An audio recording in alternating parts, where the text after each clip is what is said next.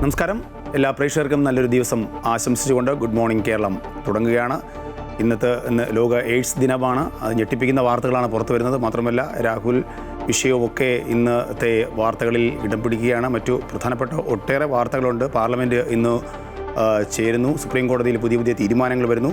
വിശദമായി ഇന്നത്തെ പ്രധാന വാർത്തകൾ ആദ്യം നോക്കാം.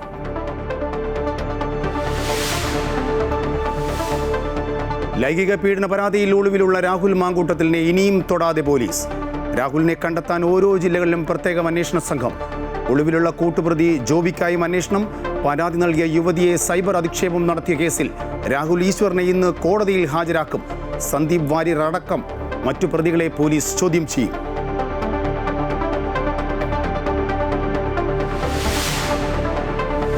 പാർലമെന്റിന്റെ ശൈത്യകാല സമ്മേളനത്തിന് ഇന്ന് തുടക്കം. SIR, ആത്മഹത്യ, വോട്ടുകൊള്ള, ഡൽഹി ഭീകരാക്രമണം തുടങ്ങിയവയിൽ പ്രതിഷേധവുമായി പ്രതിപക്ഷം. ബീഹാർ വിജയവും നാഷണൽ ഹെറാൾഡ് ഉന്നയിച്ച് പ്രതിരോധിക്കാൻ ഭരണപക്ഷവും. സമ്മേളന കാലയളവിൽ സഭയിലെത്തുക 10 ബില്ലുകൾ. ഗവർണറുടെ ഔദ്യോഗിക വസതികളായ രാജ്ഭവനുകൾ ഇനി അറിയപ്പെടുക ലോക് ഭവനുകൾ.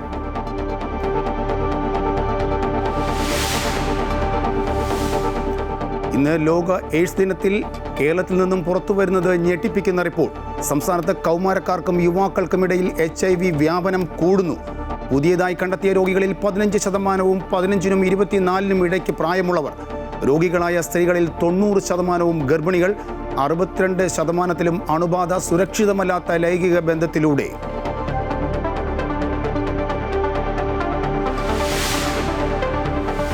സുപ്രീം കോടതി നടപടികളിൽ ഇന്നു മുതൽ സുപ്രധാന മാറ്റങ്ങൾ.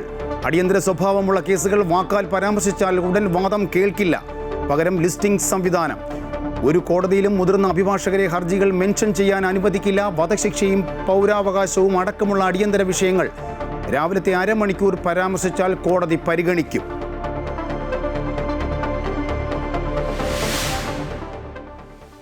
ആലപ്പുഴ ഹരിപ്പാട് KSRTC ബസും ബൈക്കും കൂട്ടിയിടിച്ച് 2 മരണം. കുമാരപുരം സ്വദേശി ശ്രീനാഥ് ഗോകുൽ എന്നിവർ മരിച്ചു.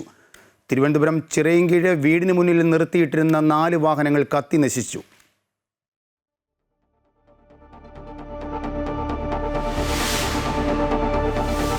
റാഞ്ചി ഏകദിനത്തിൽ ദക്ഷിണാഫ്രിക്കയ്ക്കെതിരെ ഇന്ത്യക്ക് 17 റൺസിന്റെ വിജയം. രാജ്യാന്തര ക്രിക്കറ്റിൽ സിംഗിൾ ഫോർമാറ്റിൽ ഏറ്റവും കൂടുതൽ സെഞ്ചുറി നേടുന്ന താരമായി വിരാട് കോഹ്ലി.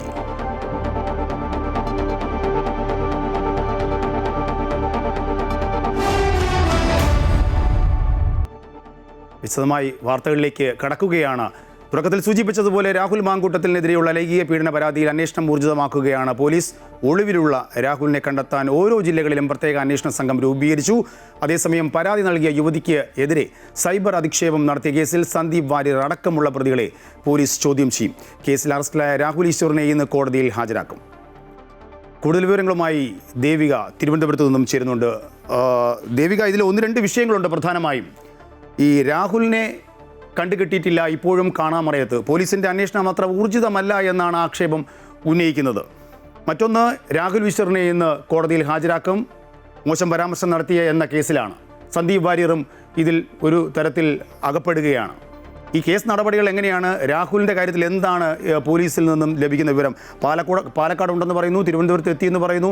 ഒരു വ്യാജ വാർത്തകളായി പുറത്തു വരുന്ന ഒരു സാഹചര്യമാണ് ഇപ്പോൾ ഉള്ളത്. പോലീസ് ഒളിപ്പിക്കുകയാണോ, അതോ പിടിക്കാൻ മടിക്കുകയാണോ, അതോ ഇപ്പോഴും കാണാമറയത്ത് ഒളിച്ചിരിക്കുകയാണോ രാഹുൽ?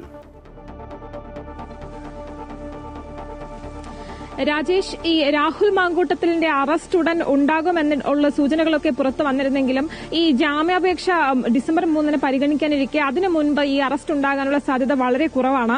അതിന് മുന്നോടിയായി ഈ രാഹുൽ മാങ്കൂട്ടത്തിനെതിരെ പരമാവധി എത്രത്തോളം തെളിവുകൾ ശേഖരിക്കാനാകുമോ അത്രത്തോളം തെളിവുകൾ ശേഖരിക്കുക എന്നതിലാണ് ഇത്തരത്തിൽ പോലീസ് ഊർജിതമായ അന്വേഷണം നടത്തുന്നത്. അത് മാത്രമല്ല, രാഹുൽ മാങ്കൂട്ടത്തിന് വേണ്ടി വല വിരിക്കുന്നുണ്ട്.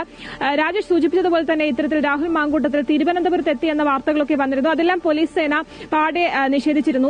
എന്തായാലും ഇപ്പോൾ നിലവിൽ കഴിഞ്ഞ ദിവസം ഈ രാഹുലിനെ പാലക്കാട്ടെ കുന്നത്തൂർമേടുള്ള ഫ്ളാറ്റിൽ ഉൾപ്പെടെ പോലീസ് പ്രത്യേക പരിശോധന നടത്തിയിരുന്നു. പോലീസ് തിരച്ചിൽ ഊർജിതമാക്കിയിരിക്കുകയാണ്. കാരണം വലിയ ആരോപണങ്ങളാണ് ഈ രാഹുൽ മാങ്കൂട്ടത്തിനെതിരെ ഉയരുന്നത്. അത് മാത്രമല്ല, ഈ അന്വേഷണ സംഘത്തിനെതിരെയും ഇത്തരത്തിൽ ശക്തമായിട്ടുള്ള ആരോപണങ്ങൾ ഉയരുന്നുണ്ട്. കാരണം രാഹുൽ മാങ്കൂട്ടത്തിൽ MLA ഇത്രയും ദിവസമായിട്ടും പിടിയിലായിട്ടില്ല.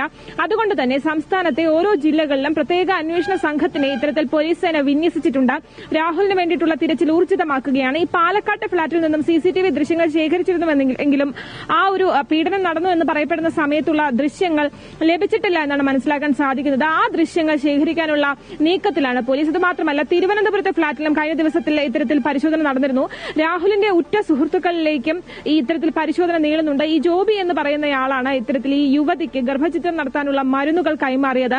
ആ മരുന്നുകൾ ഗർഭിണി ആയിരിക്കും, 3 മാസം ഗർഭിണിയായിരിക്കെ നൽകുന്ന മരുന്ന് 7 ആഴ്ച ഗർഭിണിയായിരിക്കും മാത്രം കഴിക്കാവുന്ന മരുന്നാണ് നൽകിയത്.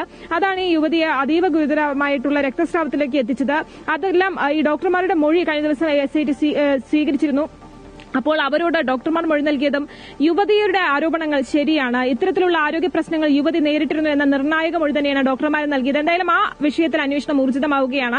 അതേസമയമാണ് ഈ സമൂഹ മാധ്യമ ഹാൻഡിലുകളിലൂടെ ഈ ഇരയായ യുവതിക്കെതിരെ ശക്തമായിട്ടുള്ള സൈബർ അധിക്ഷേപം നടക്കുന്നത്.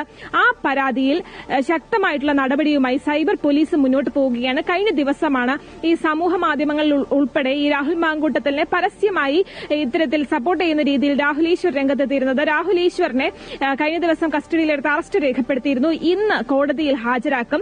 സന്ദീപ് വാര്യർ ഉൾപ്പെടെ 6 പ്രതികളാണ് ഇത്തരത്തിൽ സമൂഹ മാധ്യമ ഹാൻഡിലുകളിലൂടെ യുവതിയുടെ ഐഡന്റിറ്റി വെളിപ്പെടുത്തുന്ന തരത്തിലുള്ള വിവരങ്ങൾ പങ്കുവച്ചു എന്ന കേസിൽ ഇപ്പോൾ നിലവിൽ പ്രതി ചേർത്തിട്ടുള്ളത്. മറ്റുള്ളവരെയും ഇന്ന് തന്നെ ചോദ്യം ചെയ്യുമെന്നാണ് മനസ്സിലാക്കാൻ സാധിക്കുന്നത്. സ്ത്രീത്വത്തെ അപമാനിക്കൽ, വ്യക്തിത്വം വെളിപ്പെടുത്തൽ, ഇലക്ട്രോണിക് ഉപകരണങ്ങളുടെ ദുരുപയോഗം അടക്കമുള്ള വകുപ്പുകളാണ് ഇവർക്കെതിരെ ചേർത്തിട്ടുള്ളത്. ഏകദേശം 2 വർഷം വരെ കഠിന തടവ് ലഭിക്കാവുന്ന കുറ്റമാണിത്. എന്തായാലും വരും മണിക്കൂറുകളിൽ കൂടുതൽ പേരിലേക്ക് അന്വേഷണം നീളുമെന്ന് തന്നെയാണ് മനസ്സിലാക്കാൻ സാധിക്കുന്നത്. രാജേഷ്. യെസ്, ദേവികയാണ് വിശദാംശങ്ങൾ നൽകിയത്. ദേവിക സൂചിപ്പിച്ചതുപോലെ 1-2 വിഷയങ്ങളാണ് ഇതിൽ പ്രധാനമായും. അതായത് രാഹുൽ ഈശ്വറും രാഹുലും ഒരു ഭാഗത്ത് ആ കേസ് നടപടികൾ പുരോഗമിക്കുകയാണ്. എന്തായാലും സൈബർ ആക്രമണത്തിൻ്റെ പശ്ചാത്തലത്തിൽ അല്ലെങ്കിൽ അതിനെതിരെയാണ് രാഹുൽ ഈശ്വറിനെതിരെ ഇപ്പോൾ കേസെടുത്തിരിക്കുന്നത്. എന്തായാലും മുഖമുള്ളവരും മുഖമില്ലാത്തവരും പരസ്യമായും രഹസ്യമായും ഒക്കെ ഈ സോഷ്യൽ മീഡിയയിലൂടെ ചില വ്യാപകമായ പരാതികൾ ഉന്നയിക്കുന്നുണ്ട്. അത് ഒരു തരത്തിൽ അംഗീകരിക്കാൻ കഴിയില്ല എന്ന് തന്നെ പറയേണ്ടി വരും. കാരണം ഇതൊരു സ്ത്രീ വിഷയമാണ്. പ്രത്യേകിച്ച് നമുക്ക് സ്ത്രീകൾക്ക് സമൂഹത്തിൽ പരിഗണന കൊടുക്കണമെങ്കിൽ പോലും പുരുഷന്മാർക്ക് അതിൻ്റേതായ അവകാശങ്ങളും അഭിമാനങ്ങളും ഒക്കെ ഉണ്ട് എന്ന കാര്യം കൂടി ഓർക്കേണ്ടതാണ്. എന്തായാലും മറ്റു വാർത്തകളിലേക്ക് കടക്കുകയാണ്. പാർലമെൻറ്റിൻ്റെ ശൈത്യകാല സമ്മേളനത്തിന് ഇന്ന് തുടക്കം. ഈ മാസം 19 വരെ 15 ദിവസമാണ് സഭ ചേരുന്നത്. SIR വോട്ടുകളുള്ള ആരോപണം, അതോടൊപ്പം തന്നെ ഡൽഹി ഭീകരാക്രമണം തുടങ്ങിയ നിരവധി വിഷയങ്ങൾ ഉയർത്തി പ്രതിപക്ഷം പ്രതിഷേധവുമായി രംഗത്ത് വരും. അതേസമയം ബീഹാർ തെരഞ്ഞെടുപ്പ് വിഷയം, അതായത് ബീഹാറിലെ തെരഞ്ഞെടുപ്പ് വിജയം, നാഷണൽ ഹെറാൾഡ് കേസ് എന്നിവ ഉന്നയിച്ചായിരിക്കും ഭരണപക്ഷത്തിൻ്റെ മറുപടി. 10ലധികം ബില്ലുകൾ ഈ സമ്മേളന കാലയളവിൽ പരിഗണിക്കും. കൂടുതൽ വിവരങ്ങളുമായി KK പ്രശാന്ത് ഡൽഹിയിൽ നിന്ന് ചേരുന്നുണ്ട്. പ്രശാന്ത്, ഈ SIRൻ്റെ കാര്യത്തിലൊരു തീരുമാനം വന്നിട്ടുണ്ട്, ഒരാഴ്ച കൂടി നീട്ടിയിട്ടുണ്ട്. ഈ മറ്റ് ആക്ഷേപങ്ങൾ, അതായത് വോട്ട് കൊള്ളയുടെ ആക്ഷേപത്തിന് കൃത്യമായ മറുപടി BJP ബീഹാറിൽ നൽകിയെന്നൊരു അവകാശവാദമാണ്. പൂർണ്ണമായും അവിടെ കോൺഗ്രസിനെ തോൽപ്പിക്കാൻ കഴിഞ്ഞു, അല്ലെങ്കിൽ അവർക്ക് വേണ്ട തിരിച്ചടി കൊടുക്കാൻ കഴിഞ്ഞു എന്നൊരു അവകാശവാദം. ഇതിനൊക്കെ ഇടയിലാണ് ഇപ്പോൾ നാഷണൽ ഹെറാൾഡ് കേസ് വന്ന് അതിനെ പ്രതിരോധിക്കാൻ സർക്കാർ ശ്രമിക്കുന്നത്. എന്തായാലും ഇന്നു മുതലുള്ള ഈ ശൈത്യകാല സമ്മേളനം സഭ പ്രക്ഷുബ്ധമാവും എന്ന് തന്നെയല്ലേ കരുതേണ്ടത്?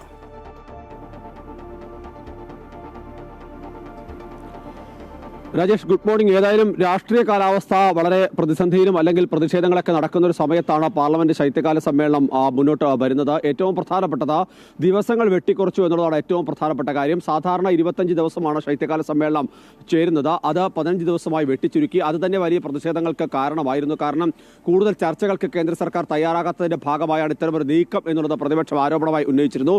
ഇന്നലെ സർവകക്ഷി യോഗം ചേർന്നു. സർവകക്ഷി യോഗത്തിൽ ഏറ്റവും പ്രധാനമായി പറഞ്ഞത് പാർലമെന്റ് നടപടികളോട് പ്രതിപക്ഷം പൂർണ്ണമായും സഹകരിക്കണമെന്നൊരു ആവശ്യമാണ് കിരൺ റിജു ഉൾപ്പെടെയുള്ള പ്രധാന മന്ത്രിമാരെല്ലാം തന്നെ വ്യക്തമാക്കിയത്. പക്ഷേ അപ്പോഴും ചില പാർട്ടികൾ വ്യക്തമാക്കിയത് ഇതുമായി ബന്ധപ്പെട്ട് SIRമായി ബന്ധപ്പെട്ടും നിലവിലെ രാഷ്ട്രീയ സാഹചര്യങ്ങൾ സംബന്ധിച്ചും കൃത്യമായ ചോദ്യങ്ങൾ ഉയരും എന്ന് തന്നെയാണ് അവർ വ്യക്തമാക്കിയത്. അത് സംബന്ധിച്ച കാര്യങ്ങൾ ഉണ്ടാകും, അതിന് മറുപടി പറയാൻ സർക്കാർ തയ്യാറാകണം എന്നുള്ളതാണ് വ്യക്തമാക്കിയത്. സഭാ നടപടികൾ തടസ്സപ്പെടില്ല എന്ന ഒരു പ്രതീക്ഷയാണ് ഇപ്പോൾ കേന്ദ്ര സർക്കാരിനുള്ളത്. പക്ഷേ കാര്യങ്ങൾ അങ്ങനെയല്ല. SP, സമാജ്വാദി പാർട്ടി ഉൾപ്പെടെയുള്ള പാർട്ടികൾ ശക്തമായ വിഷയം, അതായത് SIR ഉൾപ്പെടെയുള്ള കാര്യങ്ങൾ ചർച്ചയില്ലെങ്കിൽ സഭാ നടപടികളുമായി സഹകരിക്കില്ലെന്ന് ഇതിനോടകം തന്നെ വ്യക്തമാക്കിയിട്ടുണ്ട്. അടിയന്തര പ്രമേയങ്ങൾ ഏതായാലും ഇതുമായി ബന്ധപ്പെട്ട നിരവധി വിഷയങ്ങൾ സർക്കാരിന് മുന്നിലേക്ക് എത്തുമെന്ന് ഉറപ്പാണ്. ഒന്ന് SIR ആണ്, അതുപോലെ തന്നെ ഡൽഹി ഭീകരാക്രമണമാണ്. രാജ്യത്തിന്റെ സുരക്ഷ ഉറപ്പാക്കാൻ ഇപ്പോഴും കേന്ദ്ര ഏജൻസികൾക്കോ കേന്ദ്ര സർക്കാരിനോ കഴിയുന്നില്ല എന്നുള്ളതാണ് പ്രതിപക്ഷം ആരോപണമായി മുന്നോട്ട് വയ്ക്കുന്നത്.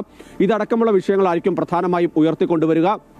SIR-ൽ ചർച്ചയ്ക്ക് തയ്യാറല്ല എന്നുള്ളതാണ്. അതായത് SIR-ന്റെ സമയപരിധി നീട്ടിയിട്ടുണ്ട്. മാത്രമല്ല SIR നടപടികൾ പല ഘട്ടത്തിലും വിജയകരമായി പൂർത്തിയാക്കാൻ കഴിഞ്ഞിട്ടുണ്ട്. സുപ്രീം കോടതിയുടെ ഇടപെടലുള്ള വിഷയമാണ്. ആ വിഷയത്തിൽ ഇനി പാർലമെന്റിൽ ചർച്ച വേണ്ട എന്നുള്ളതാണ് കേന്ദ്ര സർക്കാർ നിലപാട്. പക്ഷേ അതേസമയം തന്നെ BLO-മാർ ഉൾപ്പെടെ ആത്മഹത്യ ചെയ്യുന്ന സാഹചര്യമാണ് സംസ്ഥാനങ്ങൾ നിലനിൽക്കുന്നത്.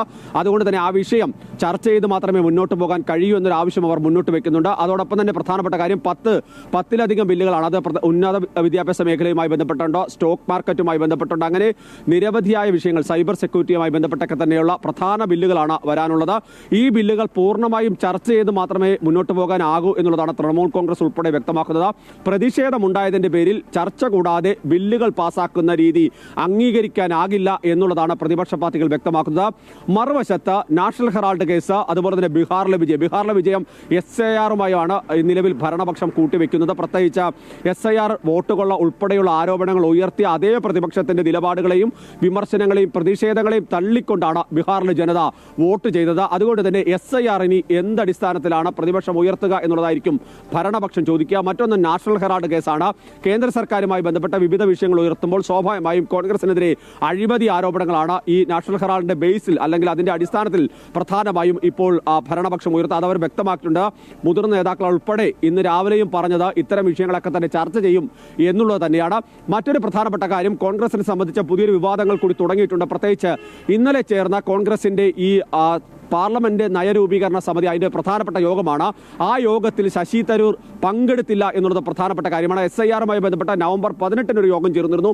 ആ യോഗത്തിൽ നിന്നും ശശി തരൂർ വിട്ടുനിന്നിരുന്നു. അന്ന് KC വേണുഗോപാൽ പറഞ്ഞത് അദ്ദേഹത്തെ ക്ഷണിച്ചിരുന്നു എന്നാണ്. പക്ഷേ കേരളത്തിൽ നേതാക്കൾ പറഞ്ഞത് അദ്ദേഹം പങ്കെടുക്കേണ്ട സാഹചര്യം ഇല്ല എന്നുള്ളതാണ്. പക്ഷേ കോൺഗ്രസിന്റെ പ്രവർത്തക സമിതി അംഗമാണ്. അങ്ങനെ ഒരു നേതാവ് ഇത്രയും പ്രധാനപ്പെട്ട 2 യോഗങ്ങളിൽ ഇരിക്കുന്നത് ദേശീയ തലത്തിൽ ചർച്ചയാവുന്നുണ്ട്. BJP ആ വിഷയം ചർച്ചയാക്കുകയും ചെയ്യുന്നുണ്ട്. രാജേഷ്, പ്രശാന്ത്, മറ്റൊരു പ്രധാന വിഷയം, ഈ നിരവധി മേഖലകളിൽ പുതിയ പരിഷ്കാരങ്ങൾ കേന്ദ്ര സർക്കാർ കൊണ്ടുവരാൻ ശ്രമിക്കുന്നുണ്ട്. ഇപ്പോൾ ഏറ്റവും പുതിയതായി വരുന്നത് രാജ്ഭവനുകൾ ഇനി അറിയപ്പെടുക ലോക് ഭവനുകൾ എന്ന രീതിയിലാണ്.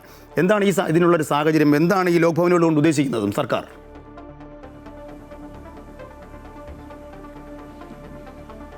രാജേഷ്, ഈ രാജ്ഭവൻ എന്ന് പറയുന്നത് നേരത്തെ, അതായത് ബ്രിട്ടീഷ് ഭരണകാലത്ത് രൂപീകരിക്കപ്പെട്ട അല്ലെങ്കിൽ മുന്നോട്ട് വെച്ചൊരു പേരാണ്. ആ പേരിലാണ് രാജ്യത്തെ അല്ലെങ്കിൽ സംസ്ഥാനങ്ങളിലെ ഭരണകേന്ദ്രങ്ങളെല്ലാം തന്നെ പ്രധാനപ്പെട്ട ഭരണകേന്ദ്രം അറിയപ്പെടുന്നത്. അതുകൊണ്ട് തന്നെ അത് പേര് മാറ്റണമെന്നൊരു നിർദ്ദേശം മുന്നോട്ട് വെച്ചിരുന്നു. ഇതിൽ ഏറ്റവും ശ്രദ്ധേയമായ കാര്യം, 2024 ഗവർണർമാരുടെ ഒരു സെമിനാർ നടക്കുന്നു. ആ സെമിനാറിലാണ് ആദ്യമായി ഈ പേര് ഇങ്ങനെ മാറ്റണമെന്നൊരു നിർദ്ദേശം വെച്ചത്. ആ നിർദ്ദേശം വെച്ചത് മറ്റാരുമല്ല, ഇപ്പോൾ കേരളത്തിന്റെ ഗവർണറായിട്ടുള്ള രാജേന്ദ്ര അർലേക്കർ തന്നെയാണ്.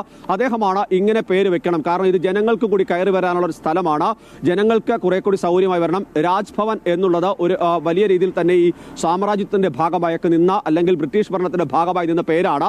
അത് ജനങ്ങൾക്ക് സ്വീകാര്യമായ ഒരു തരത്തിൽ തന്നെ പോകണം. ലോക്സഭയുണ്ട്, അതുകൊണ്ട് തന്നെ ലോക് ഭവൻ എന്ന നിലയിലേക്ക് തന്നെ വരണം. ചില ഇടങ്ങളിൽ ലോക് നിവാസ് എന്ന നിലയത്തിൽ, അതായത് ഈ കേന്ദ്രഭരണ പ്രദേശങ്ങളിൽ ലോക് നിവാസ് എന്ന പേരിലേക്ക് മാറ്റണം എന്നുള്ളതാണ്. ഗവർണർമാരെ ഔദ്യോഗിക വസതികൾ ആ കാര്യത്തിലേക്ക് മാറ്റണം എന്ന നിർദ്ദേശം മുന്നോട്ട് വയ്ക്കുന്നത്. ആ നിർദ്ദേശം കേന്ദ്ര ആഭ്യന്തര മന്ത്രാലയം വിളിച്ചു ചേർത്ത യോഗത്തിലായിരുന്നു. ആ സെമിനാർ ആയിരുന്നു. ആ സെമിനാർ കേന്ദ്ര ആഭ്യന്തര മന്ത്രാലയം അതുമായി ബന്ധപ്പെട്ട ശുപാർശകളിലേക്ക് കാര്യങ്ങൾ പോകുന്നു. അങ്ങനെ അത് അംഗീകരിക്കപ്പെടുകയാണ് ഉണ്ടായത്.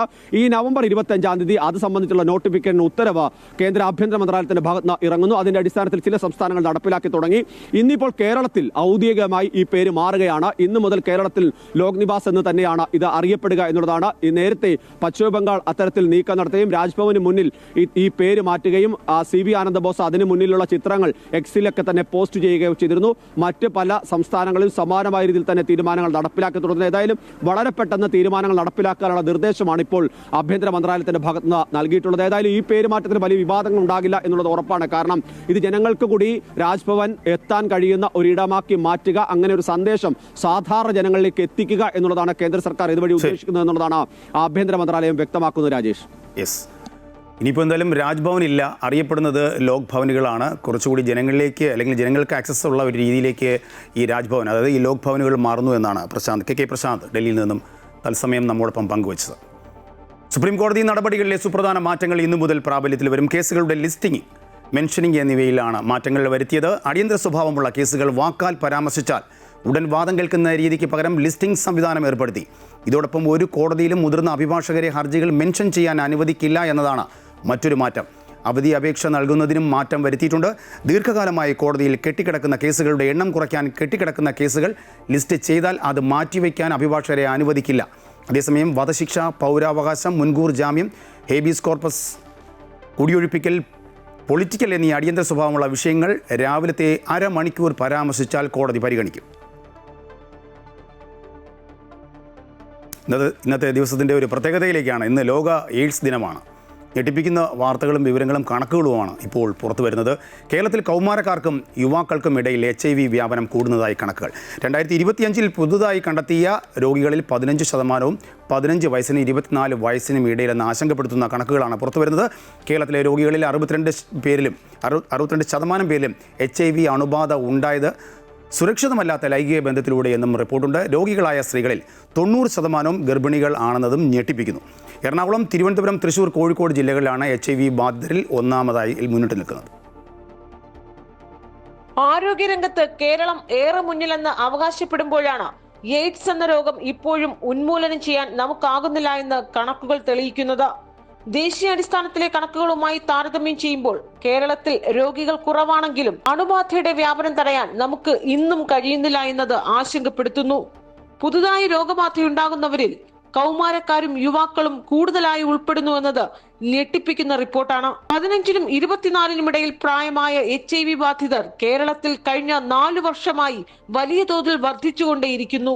കഴിഞ്ഞ 3 വർഷത്തിനുള്ളിൽ കേരളത്തിൽ പുതുതായി കണ്ടെത്തിയ രോഗികൾ 4500-ഓളം ഉണ്ട്. ഇവരിൽ 62.6% പേരും സുരക്ഷിതമല്ലാത്ത ലൈംഗിക ബന്ധത്തിലൂടെ രോഗബാധിതരായവരാണ്. സ്ത്രീകളായ രോഗികളിൽ 90% പേരും ഗർഭിണികളാണ് എന്നതും ഞെട്ടിപ്പിക്കുന്നു. കേരളത്തിൽ ഇതിന്റെ ഈ രോഗം പകരുന്നത് ഇപ്പോഴത്തെ സാഹചര്യത്തിൽ കൂടുതലാണെന്ന് നാം മനസ്സിലാക്കുന്നു. HIV അണുബാധിതരായിട്ടും അതറിയാതെ അനേകം പേർ നമ്മുടെ സമൂഹത്തിലുണ്ട്. HIV അണുബാധ ഉണ്ടായാലും വർഷങ്ങളോളം യാതൊരു പ്രകടമായ ലക്ഷണങ്ങൾ കാണിക്കാത്തത് കൊണ്ടാണ് ഇത്തരത്തിൽ അണുബാധയായിട്ടുള്ളവരിൽ 95% വ്യക്തികളെങ്കിലും അവരുടെ HIV സ്റ്റാറ്റസ് അറിയുക എന്ന പ്രധാനപ്പെട്ട ലക്ഷ്യം നിറവേറ്റേണ്ടത്. അണുബാധ കണ്ടെത്തിയവരിൽ 95% വ്യക്തികളെങ്കിലും ചികിത്സ ഉറപ്പാക്കേണ്ടതായിട്ടുണ്ട്. രാജ്യത്ത് 25 ലക്ഷം ആളുകളാണ് HIV ബാധിതരായിട്ടുള്ളത്. 2024 മാത്രം 63,000 അണുബാധിതരെ കണ്ടെത്തി. കേരളത്തിൽ 38,300 പേർ HIV ബാധിതരാണെന്ന് കണക്കാക്കപ്പെടുന്നു. 2022 മുതൽ കേരളത്തിലെ കണക്കുകൾ പരിശോധിച്ചാൽ പുതുതായി രോഗം കണ്ടെത്തുന്നവരുടെ എണ്ണം വർദ്ധിക്കുകയാണ്. രോഗത്തെക്കുറിച്ചുള്ള കൃത്യമായ അവബോധമുണ്ടെങ്കിലും കേരളത്തിൽ അതിഥി തൊഴിലാളികളുടെ എണ്ണം വർദ്ധിക്കുന്നതും യുവാക്കൾക്കിടയിൽ ലഹരി ഉപയോഗം വ്യാപിക്കുന്നതും HIV-യുടെ ജാഗ്രത കൈവിട്ടു പോകാൻ കാരണമാകുന്നു. ജില്ലാടിസ്ഥാനത്തിൽ എറണാകുളവും തിരുവനന്തപുരവും തൃശൂരും കോഴിക്കോടുമാണ് അണുബാധിതരുടെ എണ്ണത്തിൽ മുന്നിട്ട് നിൽക്കുന്നത്. അപ്പോഴും ഈ കണക്കുകൾ സർക്കാർ കേന്ദ്രങ്ങളിൽ ഔദ്യോഗികമായി റിപ്പോർട്ട് ചെയ്യപ്പെട്ടിട്ടുള്ളവ മാത്രമാണ് എന്നതും ഓർക്കേണ്ടതുണ്ട്. അമൃത ന്യൂസ്, തിരുവനന്തപുരം. ഒരു അപകട വാർത്തയിലേക്കാണ്. ആലപ്പുഴ ഹരിപ്പാട് ജംഗ്ഷനിൽ KSRTC സൂപ്പർഫാസ്റ്റ് ബസ്സും ബൈക്കും കൂട്ടിയിടിച്ച് 2 യുവാക്കൾ മരിച്ചു. ബൈക്ക് യാത്രികരാണ് മരിച്ചത്. കുമാരപുരം സ്വദേശി ശ്രീനാഥ്, സുഹൃത്ത് ഗോകുൽ എന്നിവരാണ് മരിച്ചത്. ഇരുവർക്കും 25 വയസ്സ് പ്രായമുണ്ട്. കുമാരപുരം പഞ്ചായത്ത് 7-ാം വാർഡിലെ BJP സ്ഥാനാർത്ഥി രഘുകുമാർ എന്നയാളുടെ ഉടമസ്ഥതയിലുള്ള ബൈക്കാണ് അപകടത്തിൽപ്പെട്ടത്. രഘുകുമാറിൻ്റെ അനന്തിരവനാണ് മരിച്ച ശ്രീനാഥ്.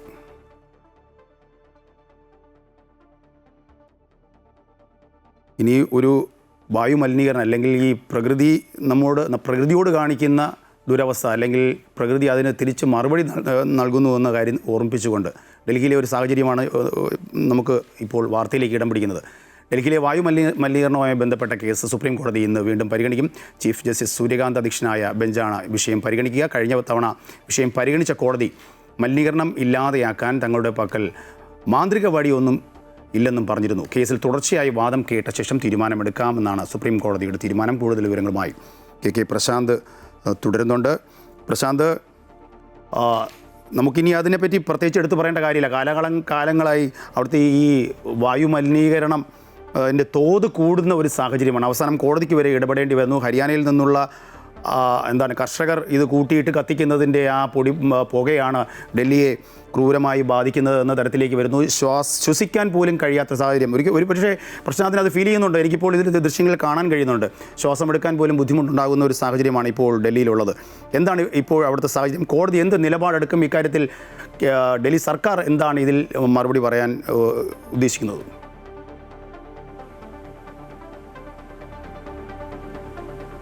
രാജേഷ്, ഈ കേസ് നേരത്തെ സുപ്രീം കോടതി പരിഗണിച്ചതാണ്. ആ സമയത്ത് അമിക്കസ് ക്യൂറി അപരാജിത സിംഗ് ആണ് ഇത് സംബന്ധിച്ച ചില നിർദ്ദേശങ്ങൾ കോടതിക്ക് മുൻപാകെ വെച്ചത്. കോടതി ഇക്കാര്യത്തിൽ അടിയന്തര ഇടപെടൽ വേണം എന്നൊരാവശ്യം അപരാജിത സിംഗ് മുന്നോട്ട് വെച്ചു. ഈ സമയത്താണ് ചീഫ് ജസ്റ്റിസ് സൂര്യകാന്ത് പറഞ്ഞത്, ഇതിനകത്ത് കോടതിയുടെ കയ്യിൽ മാന്ത്രിക വടിയൊന്നുമില്ല, ഇതിൽ വിദഗ്ധ ആളുകൾ തന്നെയാണ് തീരുമാനങ്ങൾ എടുക്കേണ്ടത്, സർക്കാർ നടപടിയെടുക്കട്ടെ എന്നുള്ളതാണ്. ചില മാർഗനിർദ്ദേശങ്ങൾ സുപ്രീം കോടതിയുടെ ഭാഗമായി മുന്നോട്ട് വെച്ചിട്ടുണ്ട്, അത് നടപ്പിലാക്കട്ടെ എന്നുള്ളതാണ് പറഞ്ഞത്. അതിന്റെ അടിസ്ഥാനത്തിൽ ചില നടപടികൾ ഇപ്പോൾ ഡൽഹി രാജ്യതലസ്ഥാനത്ത് നടപ്പിലാക്കുന്നുണ്ട്. പക്ഷേ അപ്പോഴും സംസ്ഥാന സർക്കാർ അല്ലെങ്കിൽ ഡൽഹി സർക്കാർ വ്യക്തമാക്കുന്ന ഒരു പ്രധാനപ്പെട്ട കാര്യം എന്നാൽ പഞ്ചാബ് ഹരിയാന മേഖലകളിൽ ഇപ്പോൾ കർഷകർ വിളവെടുപ്പ് കഴിഞ്ഞ വൈക്കോലുകൾ കത്തിക്കുന്ന സമയമാണ്. കൃഷിയിടങ്ങൾക്ക് തീയിട്ടാതെ വീണ്ടും കൃഷിക്ക് അനുയോജ്യമാക്കുന്ന ഒരു സമയമാണ്. ആ സമയത്ത് ഉണ്ടാകുന്ന പുകപടലങ്ങൾ രാജ്യ തലസ്ഥാനത്തേക്ക് എത്തുന്നു എന്നുള്ളതാണ് അവർ അവകാശപ്പെടുന്നത്. പക്ഷേ ഡൽഹിയിലെ സാഹചര്യങ്ങൾ അതുകൊണ്ട് മാത്രം മെച്ചപ്പെടും അല്ലെങ്കിൽ അത് നിരോധിച്ചുകൊണ്ട് മാത്രം മെച്ചപ്പെടും എന്നൊക്കെ പറയാൻ കഴിയില്ല. കാരണം അത്രയധികം വാഹനങ്ങൾ ഓടിപ്പോകുന്ന ഒരു സംസ്ഥാനമാണ് ഡൽഹി. പ്രത്യേകിച്ച് ഉത്തർപ്രദേശിൽ നിന്നും ഹരിയാനയിൽ നിന്നും പഞ്ചാബിൽ നിന്നൊക്കെ തന്നെ വലിയ ചരക്ക് വാഹനങ്ങളടക്കം ഡൽഹിയുടെ മറ്റു മേഖലകളിലേക്കൊക്കെ തന്നെ എത്തുന്നുണ്ട്. അതിന് ചില നിയന്ത്രണങ്ങളൊക്കെ ഏർപ്പെടുത്തിയിരുന്നു. ആ നിയന്ത്രണങ്ങളുടെ അടിസ്ഥാനത്തിൽ ഇന്ന് നേരിയ അതായത് വായുമലിനീകരണ തോത് ഇന്ന് ചെറുതായി കുറഞ്ഞെന്ന് നമുക്ക് പറയേണ്ടി വരും. ചില മേഖലകളിൽ പ്രത്യേകിച്ച് ഷാദിപ്പൂരാണ് ഇന്ന് ഏറ്റവും കൂടുതൽ വായുമലിനീകരണ തോത് രേഖപ്പെടുത്തിയത്. അത് 309 ഒരു സമയത്ത് ആർക്കേപുരത്തൊക്കെ 440 ഉണ്ടായിരുന്നു. ഇന്ന് 300 അടുത്ത് മാത്രമാണ് ആർക്കേപുരം ഉൾപ്പെടെയുള്ള സ്ഥലങ്ങളിൽ രേഖപ്പെടുത്തിയിട്ടുള്ളത്. അത് ഈ തണുപ്പ് കൂടി വരുന്നതിൻ്റെ ഒരു പശ്ചാത്തലം കൂടിയാണ്. കഴിഞ്ഞ 5 വർഷത്തിന് ഇടയിൽ നവംബറിൽ ഇത്രയധികം തണുപ്പ് വരുന്നത് ആദ്യമാണ് എന്നുള്ളതാണ് ഇപ്പോൾ കാലാവസ്ഥാ വകുപ്പ് വ്യക്തമാക്കുന്നത്. കാരണം ഇന്ന് രാവിലെ 8 ഡിഗ്രിയാണ് ഡൽഹിയിലെ തണുപ്പ് എന്നുള്ളതാണ് പ്രധാനപ്പെട്ട കാര്യം. അതിനു മുൻപ് 11, 12 ഒക്കെ ആയിരുന്നു. അതായത് 2 മുതൽ 4 വരെ ഡിഗ്രി സെൽഷ്യസിന്റെ കുറവ് വരുന്നു എന്നുള്ളതാണ് വ്യത്യാസം വരുന്നു. അതോടുകൂടി തന്നെ നല്ല തണുപ്പ് വരുന്നുണ്ട്. ആ തണുപ്പ് കൊണ്ട് തന്നെ കുറെ കൂടി ഈ വായുമലിനീകരണ തോത് കുറയും എന്ന് തന്നെയാണ് പ്രതീക്ഷിക്കപ്പെടുന്നത്. അതിന് വരും ദിവസങ്ങളിലും അതേ രീതിയിൽ മുന്നോട്ട് പോയാൽ കുറെ കൂടി ആശ്വാസമുണ്ടാകും. പക്ഷേ ആരോഗ്യ പ്രവർത്തകർ വ്യക്തമാക്കിയിട്ടുള്ളത് ശ്വാസ തടസ്സം ഉൾപ്പെടെയുള്ള ഉണ്ടാകുന്ന അസുഖങ്ങൾ വളരെ കൃത്യമായി തന്നെ ഉണ്ടാകും. ആസ്മ രോഗികൾക്കൊക്കെ തന്നെ വലിയ പ്രതിസന്ധി ഉണ്ടാക്കുന്ന തരത്തിൽ തന്നെയാണ് കാര്യങ്ങൾ പോകുന്നത്. ഈ കണക്ക് പറയുമ്പോൾ ഒരു പ്രധാനപ്പെട്ട കാര്യം 0 മുതൽ 50 വരെയുള്ള ഒരു തോത് എന്ന് പറയുന്നതാണ് ഏറ്റവും നല്ല രീതിയിൽ ശ്വസിക്കാൻ പറ്റുന്ന വായു എന്നുള്ളതാണ്. 50 മുതൽ 100 വരെ കുഴപ്പമില്ലാതെ നമുക്ക് ശ്വസിക്കാം. ആ സ്ഥലത്താണ് ഈ 300 എന്നുള്ളതാണ് ഏറ്റവും പ്രധാനപ്പെട്ട കാര്യം. ഒരു പക്ഷേ അതീവ ഗുരുതരമായ ഒരു സാഹചര്യം ഇപ്പോഴും രാജ്യ തലസ്ഥാനത്ത് നിൽക്കുന്നുണ്ട്. കോടതി ഏത് തരത്തിലുള്ള നിലപാടുകൾ എടുക്കുമെന്നുള്ളതാണ് പ്രധാനപ്പെട്ട കാര്യം. ഏതായാലും വിശദമായി ഈ വിഷയത്തിൽ തുടർച്ചയായി വാദം കേൾക്കാം എന്നുള്ളതാണ് ചീഫ് ജസ്റ്റിസ് വ്യക്തമാക്കിയിട്ടുള്ളത്. അതിനുശേഷം ഏതൊക്കെ തരത്തിലുള്ള നടപടികൾ വേണം എന്നുള്ളതാണ് പ്രധാനമായും പരിശോധിക്കപ്പെടുക. എടുത്തു പറയേണ്ട ഒരു പ്രധാനപ്പെട്ട കാര്യം സുപ്രീം കോടതി നിർദ്ദേശങ്ങളൊക്കെ ഡൽഹി നിവാസികൾ ഒരു വശത്ത് നിലനിർത്തുമെന്നുള്ളതാണ്. അതിനപ്പുറത്തേക്ക് അവർ ചില കാര്യങ്ങൾ തീരുമാനിച്ചാൽ ആ രീതിയിൽ തന്നെ മുന്നോട്ട് പോകും. നമ്മളത് ദീപാവലിയിലടക്കം കണ്ടതാണ്. രാത്രി 10 വരെയാണ് 6 മുതൽ 10 വരെയാണ് പടക്കങ്ങൾ പൊട്ടിക്കാനുള്ള അനുമതി സുപ്രീം കോടതി, അതും ഹരിത പടക്കങ്ങൾ പൊട്ടിക്കാനുള്ള അനുമതി കൊടുത്തത്. പക്ഷേ ഡൽഹി നിവാസികൾ പടക്കം പൊട്ടിച്ചത് രാത്രി 10 മണി മുതൽ രാവിലെ 6 മണി വരെയാണ്. അതാണ് സ്വാഭാവികമായും കോടതി നിയമ നടപടികളും അല്ലെങ്കിൽ അത്തരം നിർദ്ദേശങ്ങളൊക്കെ ഇത് കൃത്യമായി നടപ്പിലാക്കിയില്ലെങ്കിൽ കുറെ കൂടി ഗുരുതരമായ ഒരു അവസ്ഥയിലേക്ക് തന്നെ രാജ്യ തലസ്ഥാനത്തെ സാഹചര്യങ്ങൾ മാറിമറിയും. രാജേഷ്. യെസ്, കെ പ്രശാന്താണ് ഇപ്പോൾ ഇത്രയും വിവരങ്ങൾ നൽകിയത്. അതായത് AQI, അതായത് ആ പൊല്യൂഷൻ്റെ അളവ് തോത് നിർണ്ണയിക്കുകയാണ്. എയർ ക്വാളിറ്റി ഇൻഡെക്സ് എന്നാണ് അതിൻ്റെ പേര്. അത് പ്രശാന്ത് സൂചിപ്പിച്ച പോലെ 300 എത്തിയാൽ തന്നെ ശ്വസിക്കാൻ വയ്യ. പക്ഷേ 2 ദിവസം മുമ്പുള്ള കണക്കുകൾ 382 ഡൽഹിയിലെ ആ അവസ്ഥ. അപ്പോൾ ഊഹിക്കാവുന്നുള്ളൂ ശ്വസിക്കാനുള്ള ഒരു ബുദ്ധിമുട്ട്, ശ്വാസകോശ സംബന്ധമായ എന്തെങ്കിലും പ്രശ്നമുള്ളവരുടെ ആ ബുദ്ധിമുട്ടൊക്കെ. ആ പൊല്യൂഷൻ അതിൽ നിയമപരമായി കോടതി ഈ കാര്യത്തിൽ ഇടപെടുകയാണ്. ചരിത്രപ്രസിദ്ധമായ ഗുരുവായൂർ ഏകാദശി ഇന്ന് വൃശ്ചിക മാസത്തിലെ ശുക്ലപക്ഷ ഏകാദശിയായ ഇന്ന് അഭൂതപൂർവമായ ഭക്തജനത്തിരക്കാണ് ക്ഷേത്രത്തിൽ അനുഭവപ്പെടുന്നത്. ദശമി ദിവസത്തിൽ പുലർച്ചെ 3-ന് തുറന്ന നട നാളെ രാവിലെയാകും അടയ്ക്കുക. വിവരങ്ങളുമായി ഹരീഷ് എഴുതുന്നുണ്ട്. ഹരീഷ്, തിരക്കിനെക്കുറിച്ച്, ഗുരുവായൂരിലെ തിരക്കിനെക്കുറിച്ച് നമുക്ക് പറയേണ്ട സാഹചര്യമില്ല. കാരണം അവിടെ ഇന്നത്തെ ദിവസമല്ല, എല്ലാ ദിവസവും തിരക്കാണ്. ഇന്ന് ഒരു പ്രത്യേക തിരക്കും കൂടിയായിരിക്കുമല്ലോ. ഇന്നത്തെ ചടങ്ങുകൾ എങ്ങനെയാണ്? ഏകദേശം 53 മണിക്കൂറോളം നട തുറന്നിരിക്കുന്നു. ഒരു പൂജ കഴിഞ്ഞ ശേഷം ഓരോ മണിക്കൂർ ഇടപെട്ടാണെന്ന് തോന്നുന്നു ഭക്തരെ അകത്തേക്ക് പ്രവേശിക്കുന്നത്. സ്വാഭാവികമായും കോടതിയൊക്കെ ഇടപെട്ട ഒരു വിഷയമാണല്ലോ ഈ നട തുറക്കുന്ന വിഷയത്തിൽ. എന്താണ് ഇന്നത്തെ ഇത്തവണത്തെ പ്രത്യേകതകൾ? നേരത്തെ സൂചിപ്പിച്ചതുപോലെ എത്രത്തോളം തിരക്കുണ്ട്? വിശേഷാൽ പൂജകൾ എന്തൊക്കെയാണ്?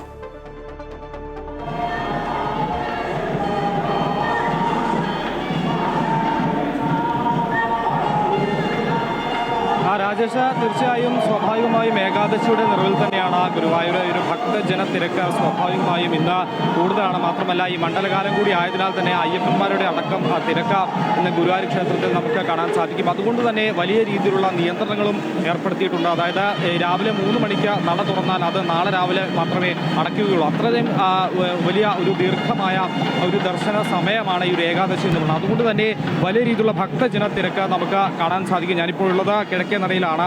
ഈ കിഴക്കേ നടയിലുള്ള ഈ ഒരു തിരക്ക് തന്നെ നമുക്ക് കാണാൻ സാധിക്കുന്നുണ്ട് എന്നുള്ളതാണ്. മാത്രമല്ല ഈ ഓരോ 5 പൂജകൾ കഴിഞ്ഞാൽ 1 മണിക്കൂർ തുടർച്ചയായി ഭക്തർക്ക് ദർശനം അനുവദിക്കുന്നുണ്ട്. 53 മണിക്കൂർ നട തുറന്നിരിക്കുന്നതിനാൽ പുലർച്ചെ 5 മുതൽ വൈകിട്ട് 5 വരെയാണ് സ്പെഷ്യൽ ക്യൂ ഒഴിവാക്കിയിട്ടുള്ളത്.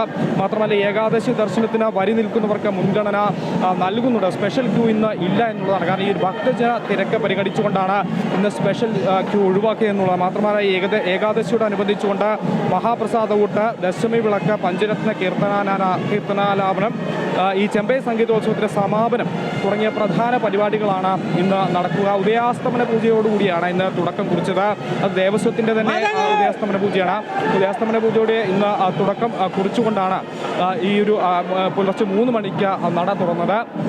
ആ സമയം മുതൽ തന്നെ വലിയ ഭക്തജന തിരക്കാണ് ഈ ഒരു ക്ഷേത്രത്തിലും ക്ഷേത്ര പരിസരത്തും അനുഭവപ്പെടുന്നത്. പക്ഷേ അതിനുശേഷം ഇപ്പോൾ തിരക്ക് അല്പം കുറഞ്ഞിട്ടുണ്ട് എന്നുള്ളതാണ്. ഈ ഒരു സമയമായപ്പോഴേക്കും അല്പം തിരക്ക് കുറഞ്ഞിട്ടുണ്ട്. പക്ഷേ പുലർച്ചെ മുതൽ ഇതുവരെ വലിയ തിരക്കായിരുന്നു. എന്നാൽ ഇനി അങ്ങോട്ട് അല്പം തിരക്ക് കുറഞ്ഞ ഒരു കാഴ്ചയാണ് നമുക്ക് കാണാൻ സാധിക്കുന്നത്. കഴിഞ്ഞ വർഷത്തെ അപേക്ഷിച്ച് ഈ ഒരു സമയം നോക്കുമ്പോൾ തിരക്ക് കുറവാണ് എന്ന് വേണം പറയാൻ. അത്രത്തോളം ഭക്തജന തിരക്കില്ല. പക്ഷേ രാവിലെ പുലർച്ചെ 3 മുതൽ ഇതുവരെ വലിയ തിരക്ക് തന്നെയാണ് അനുഭവപ്പെട്ടത്. ഇനി ഉച്ചവരെ ഇത്തരത്തിൽ വലിയ തിരക്ക് ഉണ്ടാവില്ല എന്നാണ് മനസ്സിലാക്കുന്നത്. അതിനുശേഷമുള്ള ചടങ്ങുകളുണ്ട്. അപ്പോഴേക്കും വീണ്ടും ആ തിരക്ക് കൂടാനുള്ള ഒരു സാധ്യതയും ഉണ്ട് എന്നുള്ളതാണ്. പല സ്ഥലങ്ങളിലും ഈ മാധ്യമങ്ങൾക്കടക്കം വിലക്കുള്ളത് കൊണ്ട് വലിയ രീതിയിലുള്ള ദൃശ്യങ്ങൾ നമുക്ക് ഒപ്പിയെടുക്കാൻ സാധിക്കാത്ത ഒരു സാഹചര്യമുണ്ട്. പക്ഷേ എന്നിരുന്നാൽ പോലും നമുക്കിപ്പോൾ കിഴക്കേ നടയിൽ നിന്നും നോക്കുമ്പോൾ കാണാൻ സാധിക്കുന്നത് നീണ്ട നിര ഭക്തജന തിരക്ക് തന്നെയാണ്.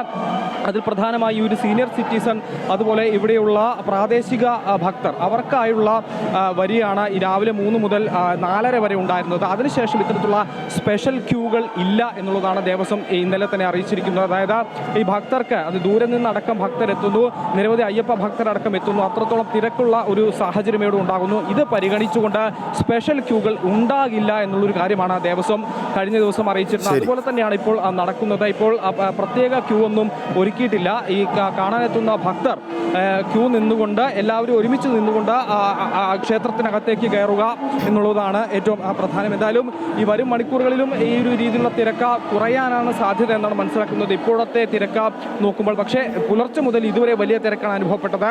എന്തായാലും ചടങ്ങുകളെല്ലാം തന്നെ കൃത്യമായി നടക്കുന്നുണ്ട്. എല്ലാവരും ഈ കണ്ണനെ കണ്ട് വളരെ ഭക്തിയോടുകൂടി തന്നെ തൊഴുത മടങ്ങാനുള്ള അത്തരത്തിൽ ഒരു ഭക്തിപൂർണമായ ഒരു കാഴ്ചയാണ് ഗുരുവായൂരിൽ നമുക്ക് കാണാൻ സാധിക്കുന്നത്. രാജേഷ്. യെസ്, ഹരീഷാണ് ഗുരുവായൂർ ക്ഷേത്ര നടയിൽ നിന്നും തത്സമയ റിപ്പോർട്ട് നൽകിയത്. ഇനി ശബരിമല വിശേഷങ്ങൾ. ശരണാമൃതം powered by Dhanalakshmi bank. Banking on relationships forever. സ്വാമിയേ ശരണമയ്യപ്പോ.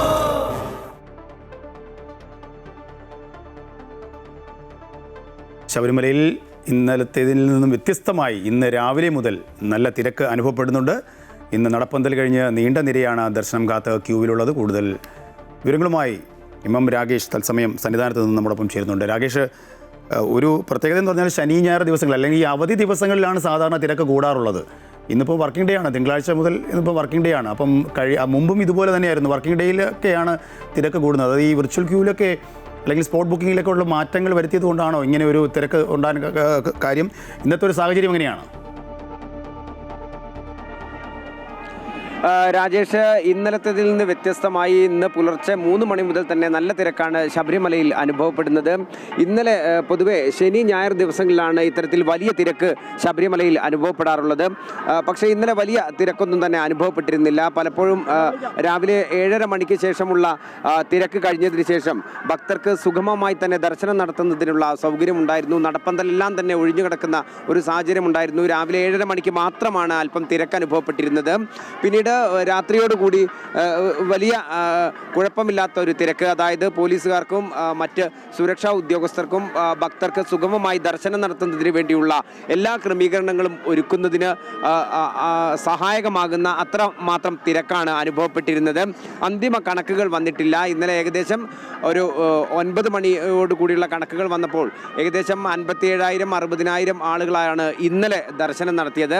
എന്നാൽ ഇന്ന് പുലർച്ചെ 3 മണി മുതൽ ഏകദേശം ഏകദേശം ഈ സമയം വരെ ദർശനം നടത്തിയിട്ടുള്ളത് ഏകദേശം 17,000-ഓളം പേരാണ് എന്നുള്ളതാണ് പോലീസിൻ്റെ ഔദ്യോഗികമായ കണക്ക്. എന്നാൽ ഇതിലധികം ആളുകൾ ഇപ്പോൾ തന്നെ നടപ്പന്തലിന് പുറത്തേക്കുൾപ്പെടെ വലിയ തരത്തിലുള്ള ക്യൂ തന്നെ അനുഭവപ്പെടുന്നുണ്ട്. പക്ഷേ ഭക്തർക്ക് ദർശനം നടത്തുന്നതിന് വേണ്ടിയുള്ള എല്ലാ സാഹചര്യങ്ങളും സൗകര്യങ്ങളും അധികൃതരുടെ ഭാഗത്തു നിന്നും ഒരുക്കിയിട്ടുമുണ്ട്. ഒപ്പം തന്നെ നാളെ മുതൽ അന്നദാനം നടത്തുന്നതിനുള്ള ക്രമീകരണങ്ങൾ ഏകദേശം ദേവസ്വം വകുപ്പ് എല്ലാം തന്നെ ഒരുക്കിയിട്ടുണ്ട്. ദേവസ്വം ബോർഡും ഇതിനു വേണ്ടിയുള്ള ക്രമീകരണങ്ങളും ഒരുക്കിയിട്ടുണ്ട്. 7 തരത്തിലുള്ള വിഭവങ്ങളുമായി ഭക്തർക്ക് അന്നദാനം ഒരുക്കുന്നതിന് വേണ്ടിയുള്ള സൗകര്യങ്ങളാണ് ശബരിമലയിൽ ഒരുക്കിയിട്ടുള്ളത്.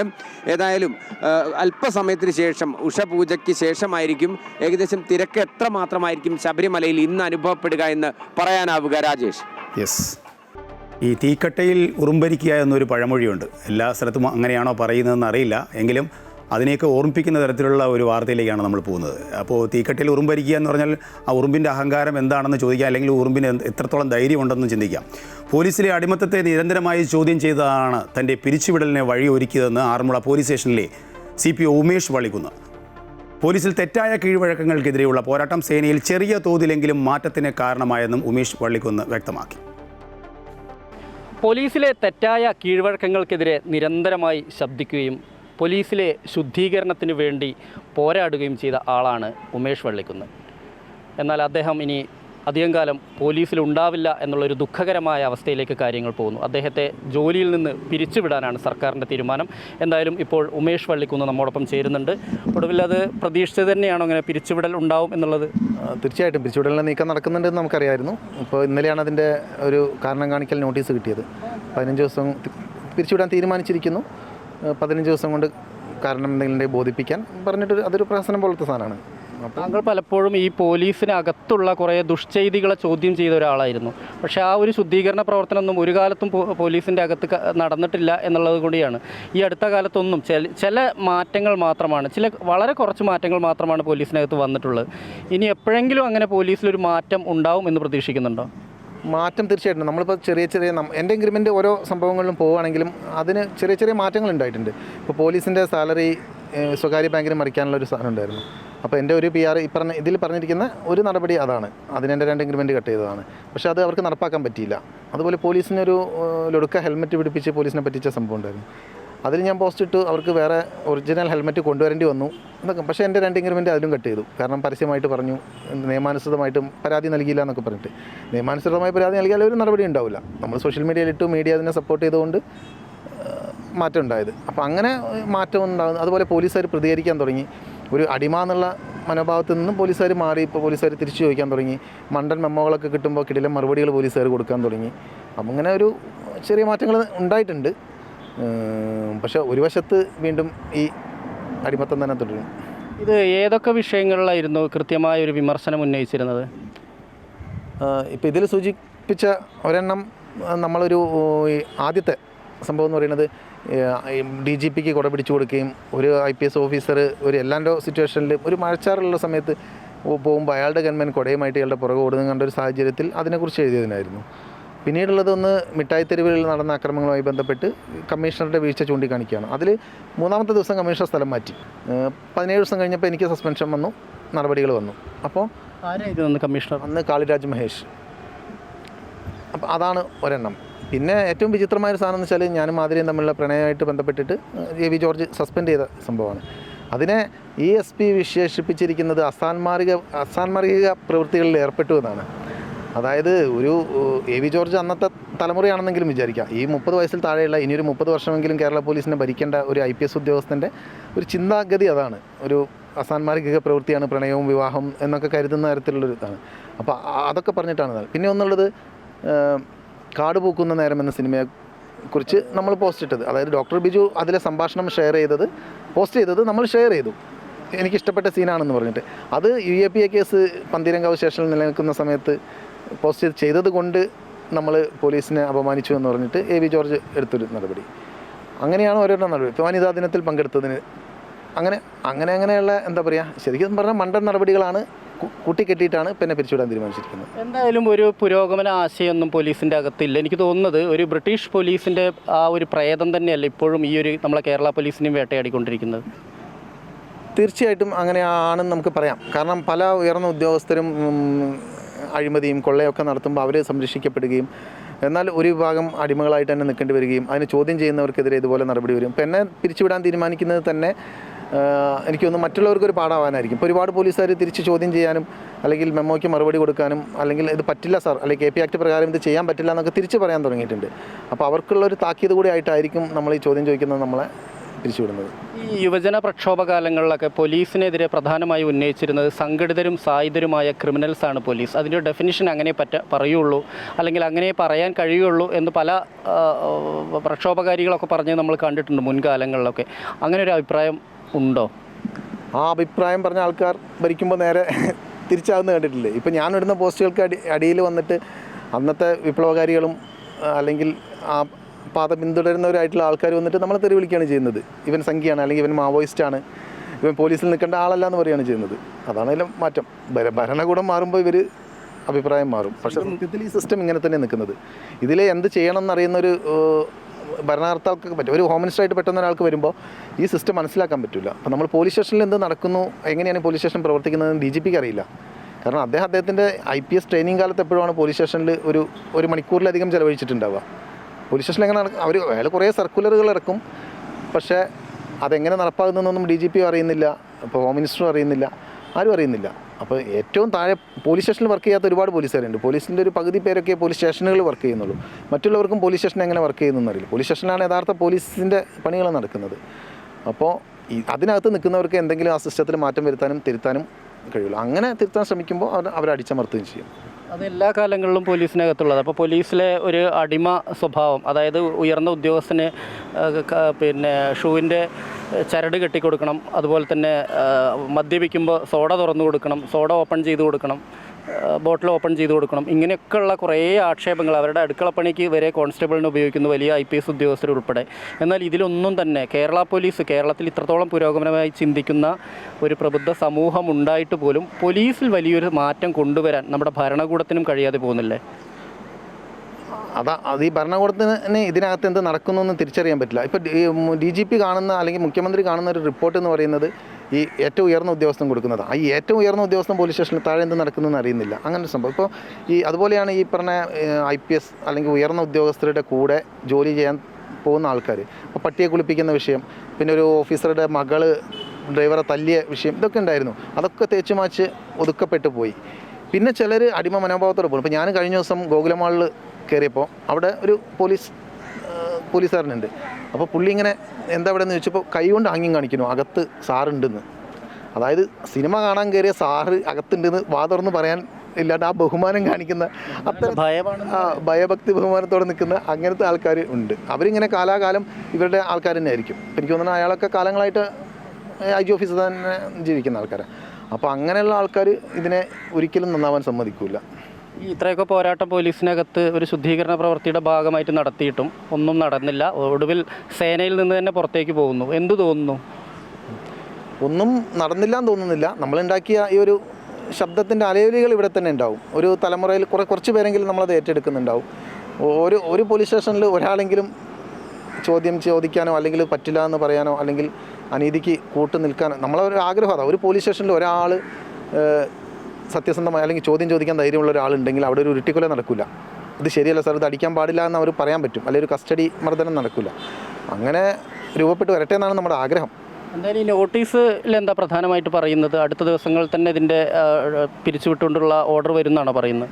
നോട്ടീസിൽ നമ്മളെ പിരിച്ചുവിടാൻ വേണ്ടി തീരുമാനിച്ചിട്ടുണ്ട്. നമ്മൾക്ക് ഇത്രയും അച്ചടക്ക നടപടികളുണ്ട്, അതൊക്കെ അന്വേഷിച്ചിട്ട് നമ്മൾ പോലീസിൽ തുടരാൻ യോഗ്യനല്ല. അപ്പോൾ അതുകൊണ്ട് പിരിച്ചുവിടാൻ തീരുമാനിച്ചിട്ടുണ്ട്. 15 ദിവസം കൊണ്ട് എന്തെങ്കിലും കാരണം ഉണ്ടെങ്കിൽ ബോധിപ്പിക്കാം. ആ 15 ദിവസം കഴിഞ്ഞാൽ നമ്മൾ കാരണം ബോധിപ്പിച്ചിട്ടില്ലെങ്കിലും പിരിച്ചുവിടും. കാരണം ബോധിപ്പിച്ചാൽ അത് തൃപ്തികരമല്ലെങ്കിൽ പിരിച്ചുവിടും. ഏതെങ്കിലും തരത്തിലുള്ള നിയമ നടപടി ആലോചിക്കുന്നുണ്ടോ? തീർച്ചയായിട്ടും നമ്മളെ മറുപടി സ്വീകരിക്കാൻ നമ്മളെ പിരിച്ചുവിടുകയാണെങ്കിൽ തീർച്ചയായിട്ടും നിയമ നടപടികൾ പോകും. ട്രിബ്യൂണലിൽ പോകും, അതിനുശേഷം ഹൈക്കോടതി സമീപിക്കും. എന്തായാലും പോലീസിൻ്റെ അകത്ത് നമുക്ക് ഒരു രീതിയിലുമുള്ള ശുദ്ധീകരണ പ്രവർത്തനങ്ങൾക്കും കഴിയില്ല എന്ന് വീണ്ടും തെളിയിച്ചുകൊണ്ടിരിക്കുകയാണ് സേന. കാരണം ഒറ്റപ്പെട്ട ശബ്ദങ്ങൾ ഉണ്ടാവുന്നു, ചില മാറ്റങ്ങൾ പോലീസിനകത്ത് ഉണ്ടായില്ല എന്ന് നമുക്ക് പറയാൻ കഴിയില്ല. പക്ഷേ പൂർണ്ണ അർത്ഥത്തിൽ ഇതിനെ മാറ്റിയെടുക്കാൻ കഴിയുമോ എന്നുള്ളൊരു ചോദ്യം ഇപ്പോഴും അവശേഷിക്കുന്നുണ്ട്. എന്തായാലും അവിടെ ഒരു രക്തസാക്ഷിയാവുകയാണ് ഉമേഷ് വള്ളിക്കുന്ന് എന്ന പോലീസുകാരൻ. ക്യാമറാമാൻ ശ്രീജിത്തിനൊപ്പം S വിനേഷ് കുമാർ, അമൃത ന്യൂസ്, കോഴിക്കോട്. വിനീഷ് തയ്യാറാക്കിയ റിപ്പോർട്ടിൻ്റെ കാര്യം തന്നെയാണ് ഞാൻ തുടക്കത്തിൽ സൂചിപ്പിച്ചത്. അത് തീക്കട്ടയും ഉറുമ്പിൻ്റെയും കാര്യം പറയുന്നത് പോലെ ഈ ഉറുമ്പിന് എത്രത്തോളം ധൈര്യം ഇരിക്കുന്നു തീക്കട്ടയോട് അടുക്കാനെന്നുള്ളതാണ്. അതേ ഒരു ധൈര്യമാണ് ഈ കുത്തഴിഞ്ഞ ഒരു വകുപ്പുണ്ട് എന്ന ആരോപണത്തിൽ ഉമേഷിന് ഈ സംവിധാനത്തിന് ഈ ആഭ്യന്തര വകുപ്പിനെതിരെ പോരാടാൻ ഉള്ള ധൈര്യം എങ്ങനെ വന്നു എന്നുള്ളത് തന്നെയാണ്. എന്തായാലും നല്ല കാര്യത്തിനാണെങ്കിൽ അതിന് ജനങ്ങളും മീഡിയ ഒക്കെ കൂടെ ഉണ്ടാവും. ഇനി ബിസിനസ് വാർത്തകൾ.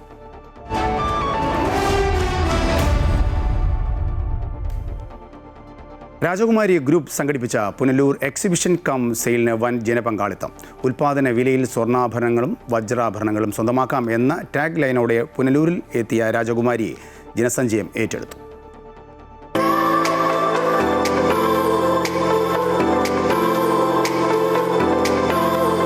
ഇന്ത്യയിലെ വിവിധ സംസ്ഥാനങ്ങളിലെ പരമ്പരാഗത മോഡലുകളുടെയും ലൈറ്റ് വെയ്റ്റ് ആഭരണങ്ങളുടെയും വലിയൊരു കളക്ഷനാണ് എക്സ്പോയിലുള്ളത്.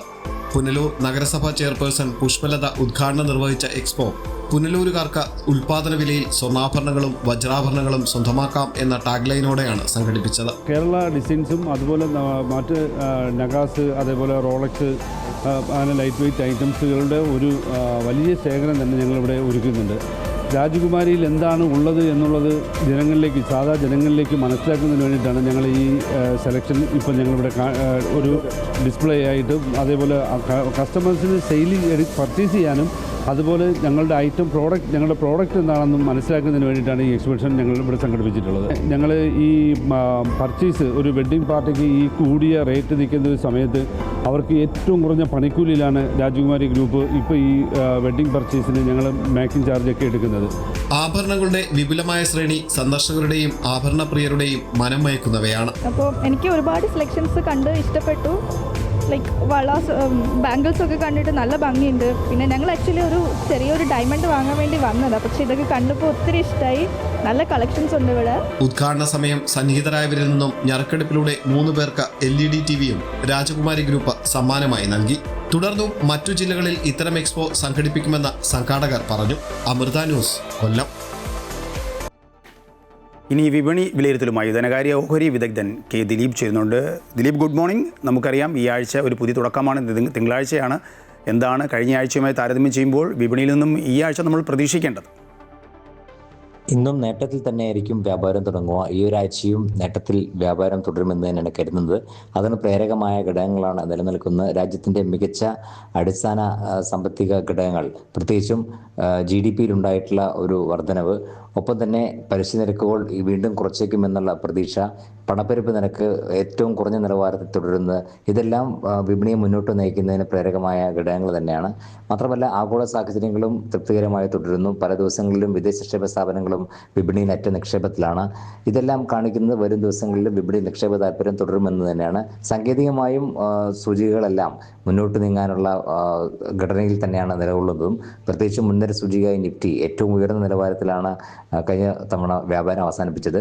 26,200 എന്ന നിലവാരത്തിന് മുകളിലേക്ക് എത്തുകയും ചെയ്തു. മാത്രമല്ല ഇതിനോടൊപ്പം തന്നെ പ്രധാനപ്പെട്ട മേഖലകൾ, പ്രത്യേകിച്ചും ബാങ്കിങ് ആൻഡ് ഫിനാൻഷ്യൽ മേഖലയിൽ തുടരുന്ന നിക്ഷേപ താല്പര്യവും വിപണിയെ മുന്നോട്ട് നീക്കുന്നതിന് പ്രേരകമായ ഘടകം തന്നെയാണ്. 2 മേഖലകളാണ് പ്രധാനമായും നിക്ഷേപ താല്പര്യം ഇനി വരാനുള്ളത്.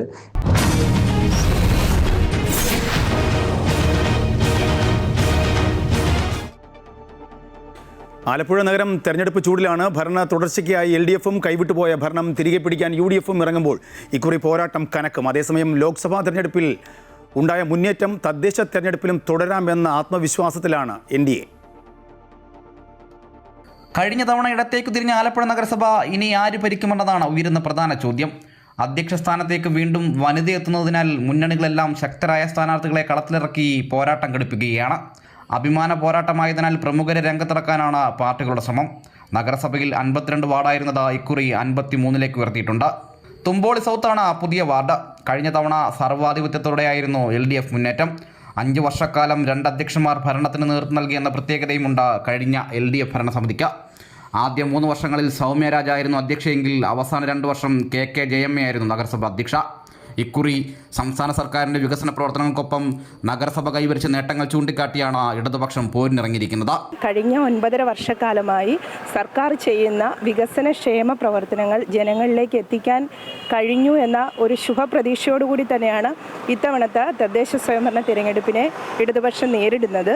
ഒട്ടനവധി വികസന പ്രവർത്തനങ്ങൾ നമ്മൾ നടത്തി പൂർത്തീകരിച്ചുകൊണ്ടിരിക്കുന്നു. UDF ക്യാമ്പിലും ആത്മവിശ്വാസത്തിനൊട്ടും കുറവില്ല. നഗരസഭ ഭരണത്തിലെ LDF പോരായ്മകൾ ചൂണ്ടിക്കാട്ടി പ്രചാരണ പരിപാടികൾ കൊഴുപ്പിക്കുകയാണ് UDFും.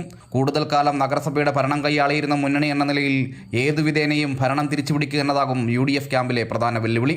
100% വിജയമാണ് UDF ആലപ്പുഴ നഗരസഭയിൽ പ്രതീക്ഷിക്കുന്നത്. അതിൻ്റെ പ്രധാനപ്പെട്ട കാരണം കഴിഞ്ഞ 5 വർഷത്തെ ഇടതുപക്ഷത്തിൻ്റെ ദുർഭരണം തന്നെയാണ്. ജനങ്ങൾക്ക് യാതൊരു വിധമായ വികസന ക്ഷേമ പദ്ധതികളും കൊണ്ടുവരുവാനായിട്ട് ഇടതുപക്ഷ ഭരണസമിതിക്ക് സാധിച്ചിട്ടില്ല. പ്രത്യേകിച്ചും അതിനു മുൻപത്തെ UDF ഭരണസമിതിയുടെ കാലത്ത് പൂർത്തീകരിക്കപ്പെട്ടിരുന്നവ പോലും ജനങ്ങളിലേക്ക് നൽകുവാനായിട്ട് സാധിച്ചില്ല. യൂണിയൻ ഗവൺമെന്റിന്റെ ഭരണ നേട്ടങ്ങളുടെ ചുവടുപിടിച്ചാണ് NDA തിരഞ്ഞെടുപ്പിനെ അഭിമുഖീകരിക്കുന്നത്. അതിനാൽ തന്നെ ശക്തമായ ഭൂരിപക്ഷം നേടാനാവുമെന്ന പ്രതീക്ഷയിലാണ് NDA ക്യാമ്പ്. ലോക്സഭാ തെരഞ്ഞെടുപ്പിൽ ലഭിച്ച വോട്ടുകളിൽ ഭൂരിപക്ഷം വോട്ടുകൾ ആലപ്പുഴ നഗരത്തിൽ നിന്നുമായിരുന്നു എന്ന പ്രതീക്ഷയും മുന്നണിക്ക് നൽകുന്ന ആത്മവിശ്വാസം ചെറുതല്ല. ആലപ്പുഴ നഗരസഭയിൽ ഏകദേശം ഒരു 15-20 വാർഡുകൾ NDA പ്രാവശ്യം മുന്നണി ജയിച്ചു വരും. കാര്യം ആ രീതിയിലാണ് ജനങ്ങൾ പ്രതികരിക്കുന്നത്. കാര്യം ജാതിമത ഭേദമന്യേ എല്ലാവരും കേന്ദ്ര സർക്കാരിൻ്റെ പദ്ധതികൾ കൈപ്പറ്റിയവരാണ്. അരയും തലയും മുറക്കി മുന്നണികൾ ജില്ലയിലെ പ്രധാന നഗരത്തിൽ പോരിനിറങ്ങുമ്പോൾ ജനവിധി ഇക്കുറി ഏത് ദിശയിലേക്ക് തിരിയുമെന്നതാണ് ഇനി കണ്ടറിയേണ്ടത്. അമൃത ന്യൂസ്, ആലപ്പുഴ. വോട്ടർമാർക്കിടയിൽ തെയ്യച്ചിലമ്പൊലി തീർക്കുന്ന CPM സ്ഥാനാർത്ഥിയെ പരിചയപ്പെടാം. വടക്കേ മലബാറിലെ പ്രമുഖ തെയ്യക്കോലധാരിയായ സുരേഷ് ബാബു അഞ്ഞൂറ്റാൻ ക്ഷേത്രത്തിലെ തെയ്യത്തിരക്കുകൾക്കിടയിൽ തെരഞ്ഞെടുപ്പ് പ്രചരണത്തിൻ്റെയും തിരക്കിലാണ്. കാസർഗോഡ് നീലേശ്വരം നഗരസഭയിലെ CPM സ്ഥാനാർത്ഥിയാണ് PV സുരേഷ് ബാബു. തെരഞ്ഞെടുപ്പ് പ്രചരണത്തിന്റെ തിരക്കിട്ട സമയമാണ്. അതോടൊപ്പം വടക്കേ മലബാറിൽ തെയ്യക്കാലം കൂടിയാണ്. പ്രമുഖ തെയ്യം കലാകാരൻ പാരമ്പര്യ അനുഷ്ഠാനങ്ങളെ കൊണ്ട് നടത്തുന്ന സുരേഷ് ബാബു അഞ്ഞൂറ്റാനാണ് ഇപ്പോൾ നമ്മോടൊപ്പം ഉള്ളത്. LDF സ്ഥാനാർത്ഥിയായി നീലേശ്വരം നഗരസഭയിലെ 5ാം വാർഡിൽ നിന്നാണ് അല്ലെ? 5ാം വാർഡിൽ നിന്ന് അദ്ദേഹം ജനവിധി തേടുകയാണ്. ഈ തെയ്യക്കാലത്ത് എങ്ങനെയാണ് പ്രചരണവും തെയ്യവും ഒരുമിച്ച് കൊണ്ടുപോകുന്നത്? തെയ്യക്കാലത്തെ പ്രചരണവും പിന്നെ തെയ്യം ഒന്നിച്ചാണ് കൊണ്ടുപോകുന്നത്. തെയ്യം നിശ്ചയ ഡേറ്റിന് നിർബന്ധമായി ഞാൻ കൊണ്ടുപോകുന്നതാണ്. പാരമ്പര്യമായി 10-63 വർഷമായി ഈ മേഖലയിൽ സജീവമായിട്ടുണ്ട്. അതിനടക്കം 3ാമത്തെ വട്ടമാണ് ഈ തെരഞ്ഞെടുപ്പിലേക്ക് ഞാൻ ഇടപെടുന്നത്. അത് ജനങ്ങൾക്ക് ഉപകാരപ്രദമായ കാര്യങ്ങൾ ചെയ്യുന്നത് രണ്ടും ഒന്നാണ്. തെയ്യവും അതുപോലെ തന്നെ ഇതും സത്യസന്ധമായ രീതിയിൽ ജനങ്ങളെ സമീപിക്കുകയും അവർക്ക് ക്ഷേമ ഐശ്വര്യങ്ങൾ ഉണ്ടാക്കാൻ വേണ്ടി പ്രവർത്തിക്കുന്നു. അതുകൊണ്ട് വലിയ പ്രശ്നങ്ങളില്ല. സമയം കണ്ടെത്തി ജനങ്ങളെ കാര്യങ്ങൾ എന്നെ സുപരിചിതമാണ്, എന്നെ പരിചയപ്പെടുത്തേണ്ട ആവശ്യമില്ല. അതുകൊണ്ട് ജനങ്ങളെ എൻ്റെ അനുഭവം വെച്ച് ജനങ്ങൾ എന്നെ സ്വീകരിക്കുമെന്നുള്ളതാണ് എൻ്റെ അഭിപ്രായം. പ്രമുഖ തെയ്യം കലാകാരനായതിനാൽ തന്നെ എല്ലാ വീടുകളിലും താങ്കളെ അറിയുന്നവരാണ് കൂടുതലുള്ളത്. എല്ലാ വീടുകളിലും ഞാൻ കണ്ടിട്ടുണ്ട്. എങ്കിലും എൻ്റെ പേര് പറഞ്ഞാൽ തന്നെ എല്ലാവർക്കും കഴിയും. കാരണം നമ്മൾ കളിയാട്ട രംഗങ്ങളിലും മറ്റെങ്കിലും സജീവമായി പങ്കാളിത്തമുള്ളതുകൊണ്ട് എല്ലാവരുടെ മനസ്സിലുണ്ട്. നമ്മളിപ്പോൾ വോട്ട് അഭ്യർത്ഥിക്കുമ്പോൾ തന്നെ നിങ്ങളറിയാം, നിങ്ങൾ വരേണ്ട ആവശ്യമില്ല എന്നുള്ള രീതിയിലാണ് സമീപിക്കുന്നത്. എങ്ങനെയാണ് ഈ അനുഷ്ഠാന തനിമ നിലനിർത്തുന്നതിനൊപ്പം തന്നെ ഈ പൊതുപ്രവർത്തനം വിജയകരമാക്കി മാറ്റുന്നത്?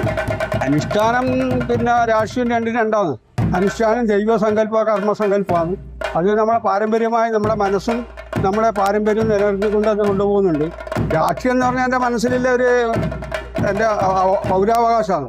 അപ്പോൾ എനിക്ക് തോന്നുന്നൊരു LDF സ്ഥാനാർത്ഥിയായി മത്സരിക്കുമ്പോൾ LDF ഇതുവരെ ചെയ്ത പ്രവർത്തനങ്ങളും അതേപോലെ തന്നെ നമ്മൾ ഇനി ഇടപെട്ട് ചെയ്യുന്നതും നല്ലതിനു വേണ്ടി കള്ളത്തരണവും ഇല്ലാത്ത രീതിയിൽ സത്യസന്ധമായി ചെയ്യാനുള്ള ഒരു അവസരം ഇത് പൂർണ്ണമായും ഉപയോഗപ്പെടുത്തണമെന്നാണ് എൻ്റെ ആഗ്രഹം. ഇപ്പോഴുള്ള വാർഡിൽ എന്താണ് ഇനി ചെയ്യാൻ ഉദ്ദേശിക്കുന്നത്? മത്സരിക്കുന്ന വാർഡുകളിൽ പൂർണ്ണമല്ല എങ്കിലും വികസന പ്രവർത്തനങ്ങൾ ഏതെങ്കിലും കണ്ടുകെട്ടി കിട്ടുന്ന ഫണ്ട് ഉപയോഗിച്ച് എല്ലാ ജനങ്ങൾക്കും ഒരേപോലെ രാഷ്ട്രീയ കക്ഷി ഭേദമന്യേ ഒരേപോലെ ഞാൻ സമീപിക്കുന്നതാണ് അഭിപ്രായം. തിരുവനന്തപുരത്തിലെ ജനങ്ങളെ അനുഗ്രഹിക്കുന്ന താങ്കൾ ഇപ്പോൾ ജനങ്ങളുടെ അനുഗ്രഹം തേടുകയല്ലേ? അതെ, ഗുണം വരണം എന്ന് പറഞ്ഞ് നമ്മൾ അനുഗ്രഹിക്കുന്നുണ്ടെങ്കിൽ ജനങ്ങൾക്ക് വേണ്ടി നമ്മൾ ഗുണം വരുത്താനാണ് ശ്രമിക്കുന്നത്. ഇപ്പോൾ ജനങ്ങളെ അനുഗ്രഹം താങ്കൾ തേടുന്നു. ജനങ്ങളെ അനുഗ്രഹത്തിന് വേണ്ടി ഞാൻ ജനങ്ങളെ സമീപിക്കുകയാണ്. എന്തായാലും വടക്കേ മലബാറിൽ കളിയാട്ടക്കാലത്തിന്റെ ആരവം അതിന്റെ ഉച്ചസ്ഥായിയിൽ എത്തിയിരിക്കുകയാണ്. പയ്യന്നൂർ മുതൽ കാഞ്ഞങ്ങാട് വരെയുള്ള പ്രദേശത്ത് നൂറുകണക്കിന് ക്ഷേത്രങ്ങളിലെ പ്രമുഖനായ കോലധാരിയാണ് സുരേഷ് ബാബു അഞ്ഞൂറ്റാൻ. അദ്ദേഹം ഇത്തവണ LDF സ്ഥാനാർത്ഥിയായി നീലേശ്വരം നഗരസഭയിലെ 5ാം വാർഡിൽ നിന്നും വീണ്ടും മത്സരിക്കുകയാണ്. കഴിഞ്ഞ 10 വർഷങ്ങൾക്കപ്പുറം അദ്ദേഹം വാർഡ് കൗൺസിലറായിരുന്നു. മുൻപ് നീലേശ്വരം നഗരസഭ ഗ്രാമപഞ്ചായത്ത് ഗ്രാമപഞ്ചായത്തായിരുന്ന സമയത്ത് വാർഡ് അംഗവുമായിരുന്നു. പൊതുപ്രവർത്തനത്തിൽ വളരെയേറെ സുപരിചിതമായ ഒരു പ്രവർത്തന പാരമ്പര്യം കൂടി അദ്ദേഹത്തിന് പേയത്തോടൊപ്പമുണ്ട്. കാസർഗോഡ് നിന്നും അനൂപ് നീലേശ്വരം, ന്യൂസ്. വിവിധ മേഖലകളിൽ പ്രവർത്തിക്കുന്നവരും ഇപ്പോൾ സ്ഥാനാർത്ഥിയായി എന്നുള്ളതാണ് ഇതിൻ്റെ ഒരു പ്രത്യേകത. പ്രസാധകനായ സ്ഥാനാർത്ഥിക്ക് വേണ്ടി വ്യത്യസ്തമായ പ്രചരണവുമായി സുഹൃത്തുക്കളും എഴുത്തുകാരും. കൊച്ചി കോർപ്പറേഷനിലെ LDF സ്ഥാനാർത്ഥി ഷാജി ജോർജ് പ്രണതയ്ക്ക് വേണ്ടി വോട്ട് അഭ്യർത്ഥിച്ച് കത്തുകൾ തയ്യാറാക്കി പോസ്റ്റ് ചെയ്താണ് പ്രചാരണ പരിപാടി സാഹിത്യകാരൻ അശോകൻ ചെരുവിൽ ഉദ്ഘാടനം ചെയ്തു.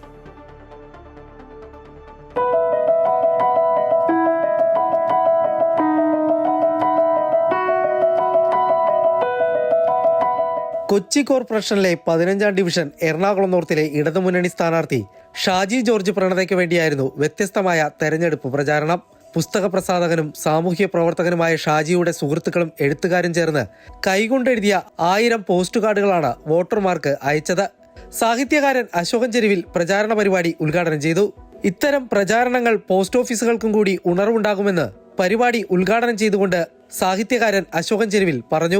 ഇത്തരത്തിലുള്ള ഒരു പ്രചരണം പോസ്റ്റ് ഓഫീസുകൾക്ക് കൂടി ഒരു ഉണർവുണ്ടാക്കും.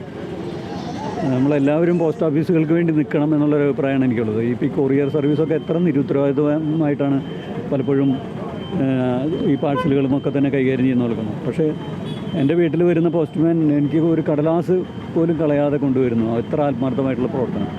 അപ്പോൾ അതിൻ്റെ ഒപ്പം ഈ പ്രചരണം നിർത്തുന്നു എന്നുള്ളത്. എറണാകുളം ബ്രോഡ്വേ പോസ്റ്റ് ഓഫീസിൽ നിന്നാണ് കത്തുകൾ അയച്ചത്. സ്ഥാനാർത്ഥി ഷാജി ജോർജ് പ്രണതയും പ്രാദേശിക CPM CITU നേതാക്കളും ചേർന്നാണ് വോട്ടർമാർക്കുള്ള കാർഡുകൾ പോസ്റ്റ് ചെയ്തത്. അമൃത ന്യൂസ്, കൊച്ചി. കായംകുളത്ത് മകൻ്റെ വെട്ടേറ്റ പിതാവ് മരിച്ചു. പുല്ലുകുളങ്ങര പീടികച്ചിറ നടരാജനാണ് മരിച്ചത്. വെട്ടേറ്റ മാതാവ് സിന്ധുവിന് ഗുരുതര പരിക്കേറ്റു. മകൻ അഭിഭാഷകനായ നവജിത്ത് കസ്റ്റഡിയിലാണ്. ഇയാൾ ലഹരിക്ക് അടിമയാണെന്ന് പോലീസ് പറഞ്ഞു. തിരുവനന്തപുരം ചിറയൻകീഴ് വീടിന് മുന്നിൽ നിർത്തിയിട്ടിരുന്ന 4 വാഹനങ്ങൾ കത്തിനശിച്ചു. BJP പ്രവർത്തകനും ഓട്ടോ ഡ്രൈവറുമായ ബാബുവിൻ്റെ വീടിന് മുമ്പിൽ നിർത്തിയിട്ടിരുന്ന ഓട്ടോറിക്ഷയും 2 ബൈക്കുകളും ഒരു സ്കൂട്ടിയുമാണ് കത്തിനശിച്ചത്. ആറ്റിങ്ങൽ ഫയർഫോഴ്സ് സ്ഥലത്ത് എത്തിയപ്പോഴേക്കും വാഹനങ്ങൾ പൂർണ്ണമായും കത്തി നശിച്ചിരുന്നു. ചിറയൻകീഴിലെ 17ാം വാർഡായ പണ്ടകശാലയിൽ BJP സ്ഥാനാർത്ഥിയായിട്ടാണ് ബാബു മത്സരിക്കുന്നത്. ബാബുവിൻ്റെ സഹോദരി പുത്രിയായ ടിൻഡുവിൻ്റെ വീടിന് നേരെയും അതിക്രമം ഉണ്ടായതായി ആരോപണമുണ്ട്.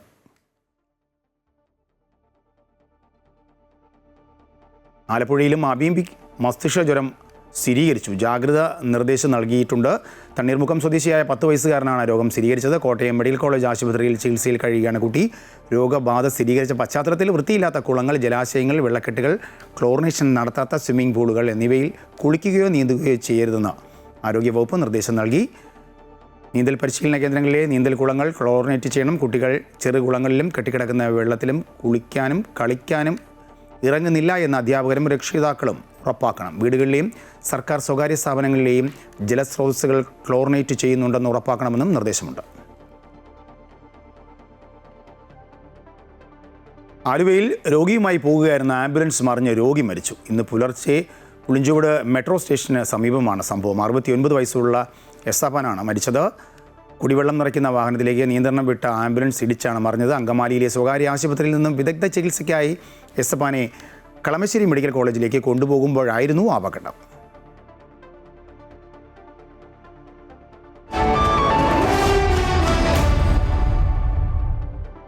കായിക വാർത്തകൾ നോക്കാം. ദക്ഷിണാഫ്രിക്കയ്ക്കെതിരായ 1ാം ഏകദിനത്തിൽ ഇന്ത്യക്ക് 17 റൺസ് ജയം. വിരാട് കോഹ്ലിയുടെ തകർപ്പൻ സെഞ്ചുറിയുടെ കരുത്തിലാണ് ഇന്ത്യ മികച്ച സ്കോർ നേടിയത്. രോഹിത് ശർമ്മയുടെയും ക്യാപ്റ്റൻ KL രാഹുലിൻ്റെയും അർദ്ധ സെഞ്ചുറിയും ഇന്ത്യൻ ഇന്നിംഗ്സിന് കരുത്തായി. ആദ്യം ബാറ്റ് ചെയ്ത ഇന്ത്യ 8 വിക്കറ്റ് നഷ്ടത്തിൽ 349 റൺസ് എടുത്തു. എന്നാൽ ദക്ഷിണാഫ്രിക്കയുടെ മറുപടി 49ാം ഓവറിൽ 332 റൺസിന് അവസാനിച്ചു. ഇന്ത്യൻ ബൗളിംഗ് നിരയിൽ കുൽദീപ് യാദവ് 4 വിക്കറ്റുകൾ വീഴ്ത്തി. ഹർഷിദ് റാണ 3, അർഷദ്ദീപ് സിംഗ് 2 വിക്കറ്റുകളും വീഴ്ത്തി. 3 മത്സരങ്ങളുടെ പരമ്പരയിൽ ഇന്ത്യ 1-0 മുമ്പിലെത്തി. ഈ വാർത്താ ബുള്ളറ്റിൻ അവസാനിക്കുകയാണ്. അതിനു മുമ്പ് ഒരു പ്രധാനപ്പെട്ട വാർത്ത കൂടി. രാജ്യസഭയിൽ അടിയന്തര പ്രമേയ നോട്ടീസ് നൽകിയിരിക്കുകയാണ് ആം ആദ്മി പാർട്ടി. SIR വിഷയവും BLOമാരുടെ ആത്മഹത്യയും സഭാ നടപടികൾ നിർത്തിവച്ച് ചർച്ച ചെയ്യണമെന്നാണ് ആവശ്യം. കൂടുതൽ വാർത്തകൾ അമൃത ന്യൂസ് യൂട്യൂബിൽ കാണാം.